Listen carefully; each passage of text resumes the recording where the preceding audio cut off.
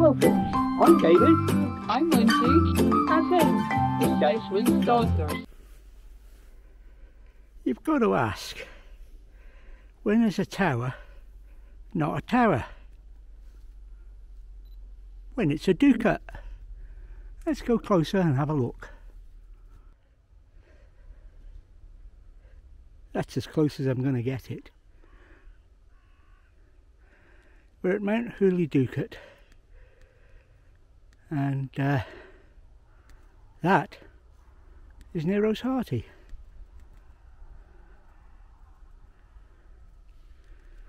Time for a climb.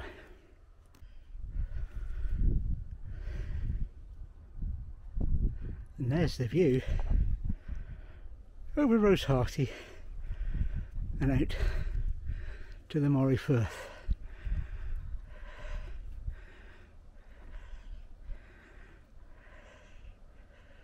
And beyond the Firth, the North Sea.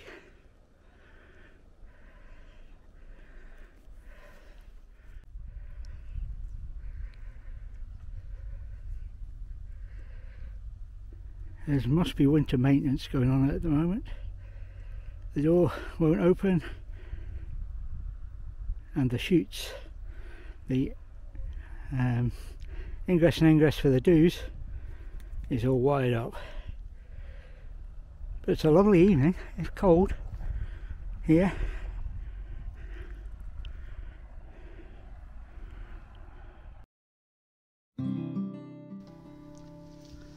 Mount Hooley Ducat stands on a hillock a mile or so from the Aberdeenshire coastline and Rosehearty village. It was built by a local estate owner in around 1800, and he clearly had plenty of cash to splash, considering that the purpose of a ducat is to house pigeons for harvesting their eggs and meat. The building looks much too grand. Constructed in mock Gothic style, it's a worthy stop if you're passing through this neglected northern part of the county.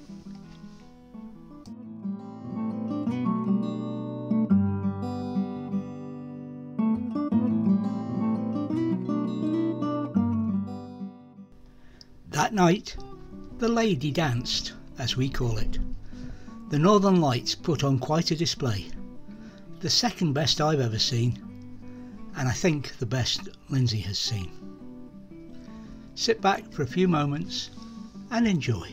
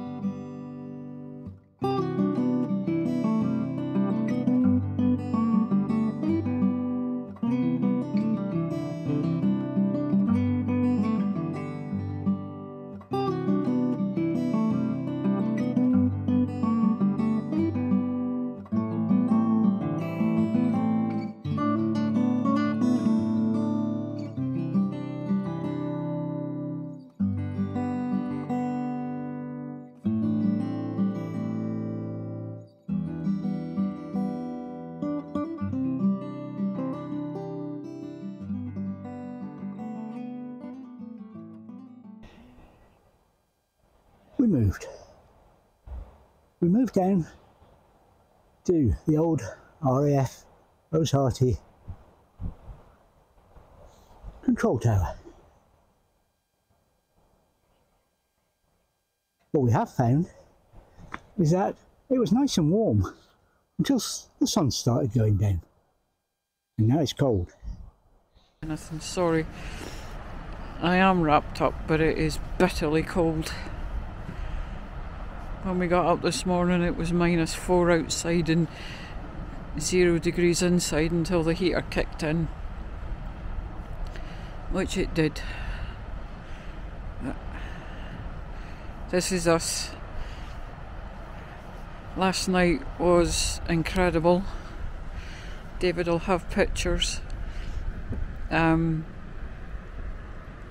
The aurora kicked off about 5:30. I think I went out about 5:45, 6 o'clock, I can't remember. It's all become kind of a blur.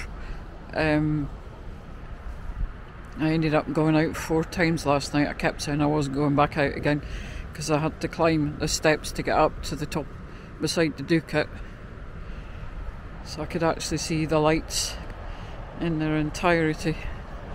And for the first time ever I actually saw the red. I've never seen the red of the lights before with the naked eye, but my golly was she dancing last night. I hope you can hear me over the sea.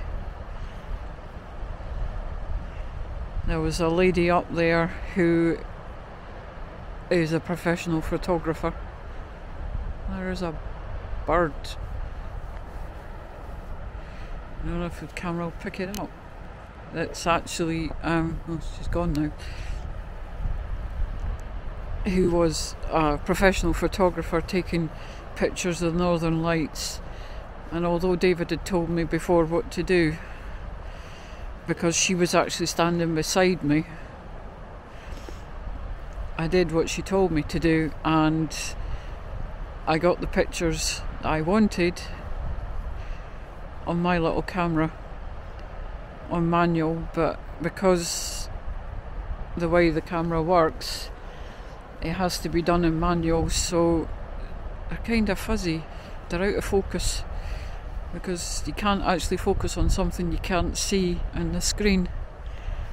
You can with a big fancy camera, but I don't want a big fancy camera because I wouldn't be able to use all the gadgets on it. I'm quite happy with my little Canon, and last night it more than proved its worth. And David today has found one of the old tripods that he used to use for his video camera, and we've now set up my wee camera on that, so if the lights come out tonight there might not be so much shivering and juttering on the camera. I'm not videoing it because you'll hear my teeth chattering because it got so cold. I think it got down to about -2.5 last night was the last time I went out. Couldn't feel my fingers, couldn't feel my feet, but it was so worth it.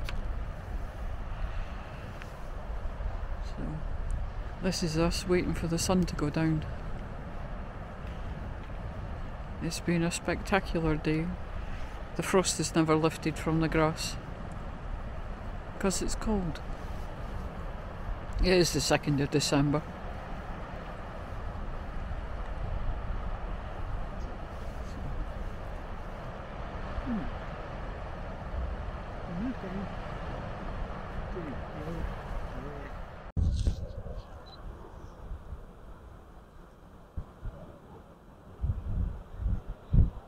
I'm glad to get these shots. Had some problems with SD cards.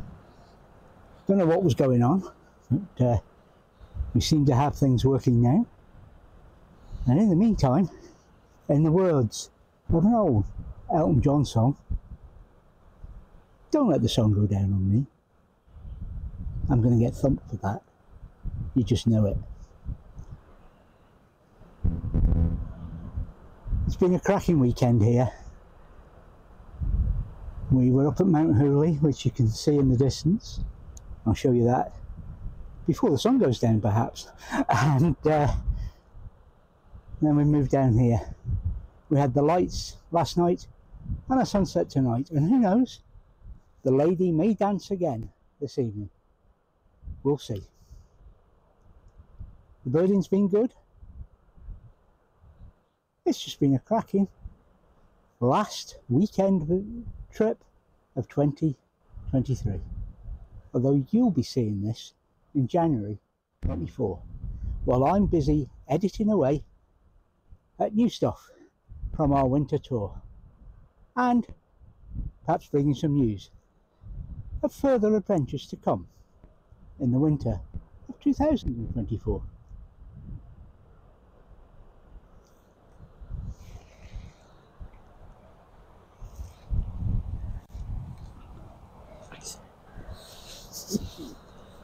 It's alright now. What happened? I don't know. I think it's cold. Possible.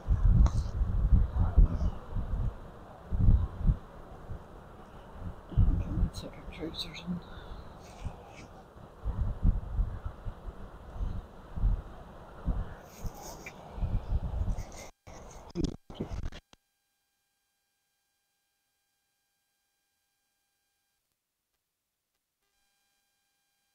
There was a bird hovering. I don't know where it was.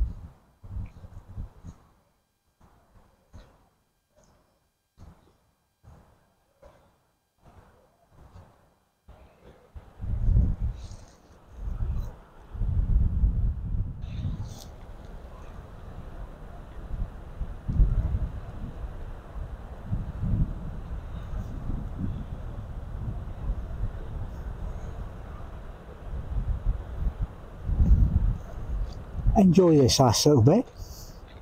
It's cold, and me and the camera is going inside to get warm.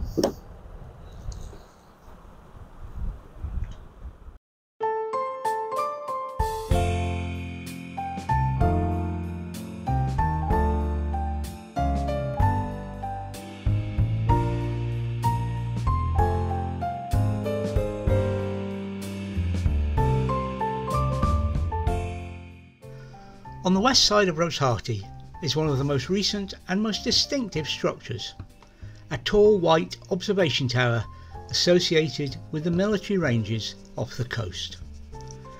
Rosehearty Tower, also known as the Bombing Range Tower, the range was operated in the sea off Rosehearty, Aberdeenshire by the RAF until round about 2000. The RAF bombing range was established in the sea off Rosehearty in the early 1950s and remaining in use until 2000, when it was closed and sold by Defence Estates through a property consultant. Rosehearty Tower was converted into a private house, and added to it comes with the added benefit of bomb-proof and bulletproof windows. You don't see that in many houses.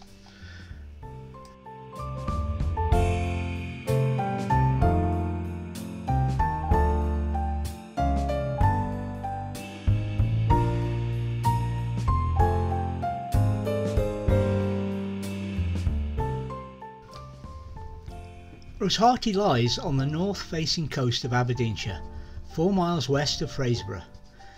It was probably first settled by Danish fishermen in the 1300s, and the name means Abhartach's point in Old Gaelic. History fails to record who Abhartach was. 90 fishing boats were based here, supporting a range of marketing and processing activities. But when the railway came to North East Scotland, it terminated at Fraserburgh rather than Rosehearty, and the local fishing industry moved there, almost overnight. Today, Rosehearty retains an active, if not busy, harbour. This lies at the east end of the old heart of the village, Fishertown, where it still has its distinctive rows of fishing cottages and extends around the shoreline from the harbour not far above the high tide mark. This must be an exciting place in a northerly storm. To the south of Fishertown is the new town, built largely during the boom years of the 1800s, which is focused on its large square. The southern side of Rosehearty is still more recent, concluding with the 9-hole golf club and by the open land around 2 ruined castles.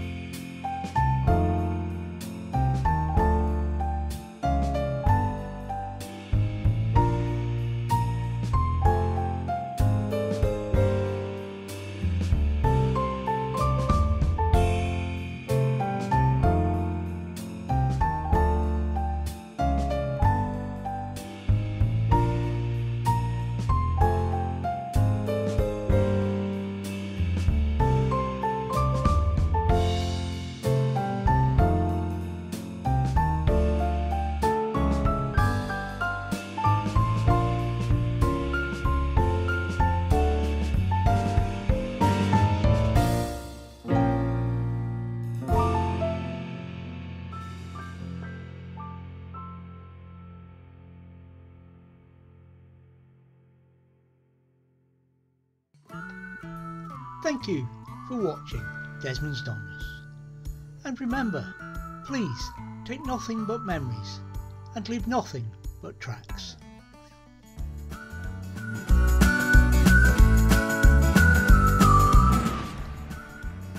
Please subscribe and ring the bell for notifications, and hopefully we'll see you next time.